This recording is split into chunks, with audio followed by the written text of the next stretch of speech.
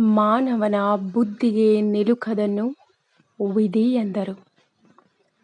ಕೈಮೀರಿದ ಕೃತ್ಯಕ್ಕೆ ಹಣೆಬರಹ ಎಂದರು. ಬದುಕಿನ ಹೀನಾಯ ಸ್ಥಿತಿಗೆ ಜನ್ಮತರದ ಪಾಪ ಎಂದರು. ಸ್ವಾರ್ಥದ ಸಂತೋಷಕ್ಕೆ ಅದೃಷ್ಟ ಎಂದರು. ಸಂತೃಪ್ತಿಯ ಬದುಕಿಗೆ ಪುಣ್ಯ ಎಂದರು. ನಿರಾಸೆಯ ಜೀವನಕ್ಕೆ ನರಕ ಎಂದರು.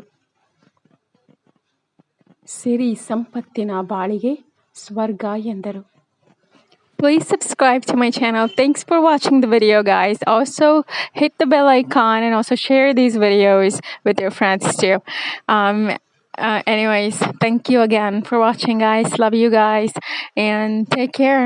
Have a great day. Also, Facebook ನಲ್ಲಿ ಕನ್ನಡ ಮೋಟಿವೇಶನ್ ಚಾನಲ್ ಅನ್ನೋ ಪೇಜ್ ಕ್ರಿಯೇಟ್ ಮಾಡಿದ್ದೀನಿ.